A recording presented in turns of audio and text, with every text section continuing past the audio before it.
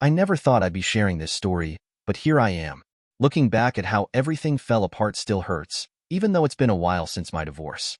My 5-year marriage ended because of betrayal, and I learned the hard way that sometimes the people we trust the most can hurt us the deepest. I met my wife at a tech conference in Seattle. We were both there to learn about emerging technologies in digital marketing. By chance, we ended up sitting next to each other during the keynote speech. She worked for a digital marketing agency, while I ran my own software development company. We started talking about the presentation, and I was impressed by her knowledge and insights. We exchanged business cards, and within a few days, we met for coffee. One coffee led to another, and soon we were dating regularly. I fell for her quick wit and ambitious nature. She had this way of lighting up any room she walked into, while I was more of the quiet type who preferred smaller gatherings. After 10 months of dating, we got married in a beautiful ceremony. The first few years were great, or at least I thought they were. We didn't have kids since she wanted to focus on her career first, which I fully supported. I did everything I could to be a good husband. Despite running my own company, I always made time for her. I'd come home early when possible, help with housework, and plan surprise weekend getaways. We rarely fought. When we did have disagreements, I usually apologized first to keep the peace. Some might say I was too accommodating, but I had my reasons. Growing up, I watched my parents fight constantly, and I promised myself I'd never have that kind of marriage. I wanted a peaceful home, even if it meant sometimes swallowing my pride. On our 4th anniversary, we renewed our vows. Everyone said we were the perfect couple. 6 months later, I discovered how wrong they were. It happened on a regular Sunday when I was cleaning our shared walk-in closet. She usually handled this task, but I wanted to surprise her by organizing everything while she was at her yoga class. As I was moving things around, I accidentally knocked over one of her old shoeboxes. Instead of shoes, out spilled dozens of letters and photographs. At first, I thought they were just old mementos from her past, but as I picked them up, I noticed recent dates. My curiosity got the better of me, and I started reading. With each letter, I felt my world crumbling. They were love letters between her and her high school sweetheart. The most recent one was dated just 2 weeks ago.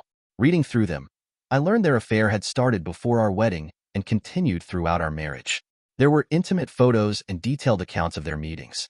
The man she was seeing wasn't just any ex, he was her first love from high school, someone she had always called just an old friend whenever his name came up. The most painful letter was about the night before our wedding. While I was having dinner with my family, believing I was about to marry the love of my life, she was with him. They had been laughing about how I had no idea, planning their next meeting even as she prepared to walk down the aisle to me. When she came home that day, I tried to act normal, but everything had changed. Looking at her hurt. Her smile, which I once found so beautiful, now seemed fake.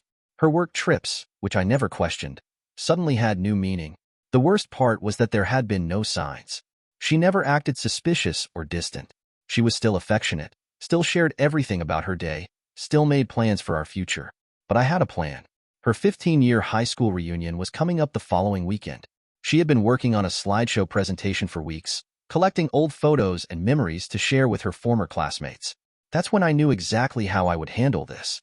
As I watched her work on that slideshow all week, adding photos and writing captions about her wonderful high school days, I kept quiet. Each night, she'd show me different pictures, asking which ones I thought would be best.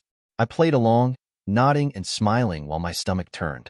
She had no idea I had already made my own additions to her presentation. The night before the reunion, while she was sleeping, I added the incriminating photos and letters to her slideshow. I placed them right after a series of her innocent high school photos. The contrast would be perfect, from sweet teenage memories to proof of her betrayal. The reunion was held at a fancy hotel downtown. Everyone from her graduating class was there, including him, her high school sweetheart. I watched them from across the room, pretending not to notice their subtle glances at each other. He had brought his wife too, which made me wonder if she knew anything about this. My wife was glowing with excitement as she prepared to present her slideshow. She had even bought a new dress for the occasion. The lights dimmed, and the presentation began. Everyone oohed and awed at the old photos, teenagers at football games, school dances, and graduation. My wife was providing commentary for each picture, telling little stories that made everyone laugh. Then it happened. Right after a group photo from their senior prom, the screen showed the first letter. It was clearly dated from last month, describing one of their recent meetings. Before she could react, the next slide appeared, pictures of them together, followed by more letters. The room went completely silent. I had added a final slide with a simple message, "Don't come home tonight. The divorce papers are coming." She stood there frozen, microphone still in her hand. Her high school sweetheart's wife was the first to react, storming out of the room. Then came the whispers, the pointing, the shocked faces of her old classmates. Some people were taking photos of the screen with their phones. Her best friend from high school, who had been standing proudly beside her just moments ago, stepped away with disgust. My wife finally turned to look at me, but I was already walking toward the exit. She ran after me, calling my name, saying she could explain everything. I didn't stop. Behind me, I could hear the chaos erupting in the ballroom as everyone realized what they had just witnessed. That night, my phone exploded with messages and calls from her parents, and her friends. I blocked them all. I had already packed her things and sent them to her parents' house, along with copies of all the letters and photos. I even had custom pillowcases made with their photos printed on them. A petty touch, perhaps, but I wanted her to remember how she destroyed our marriage every time she went to sleep. Her parents tried to intervene, saying we should talk things through. Her mother left messages saying her daughter was confused and that every marriage has problems. I ignored them all. The only communication I would have with her would be through our lawyers. To my surprise, her high school sweetheart's wife contacted me. She had suspected something for a while but never had proof. We met for coffee and shared our stories. It helped to talk to someone who understood exactly what I was going through. She filed for divorce the same week I did. The hardest part wasn't the divorce proceedings or dividing our assets. It wasn't even the pitying looks from friends who had thought we had the perfect marriage. The hardest part was accepting that the person I had trusted most had been lying to me from the very beginning. Update. The divorce process went faster than I expected. My wife didn't fight it, probably because she knew she had no ground to stand on. Her reputation was ruined among her old friends, and from what I heard, she had to leave her job because the story had spread through office gossip. I didn't feel bad about that. She had made her choices.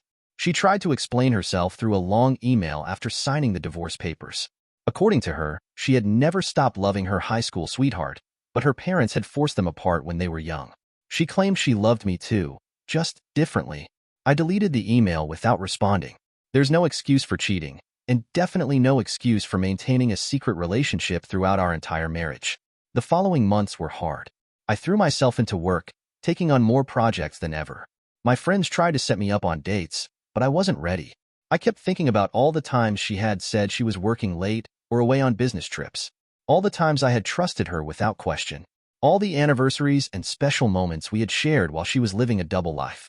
One day, about 8 months after the divorce, I ran into her high school sweetheart's ex-wife at a coffee shop. We sat down and talked for a while. She told me they had both moved away after their divorces. My ex-wife and her ex-husband had apparently tried to make their relationship work but failed within months. I wasn't surprised. Relationships built on lies rarely last. It's been 2 years now since everything happened. I've learned a lot about myself during this time. I realized that while trying to avoid conflict like my parents had, I had become too passive in my marriage. I had ignored small signs because I was so focused on maintaining peace.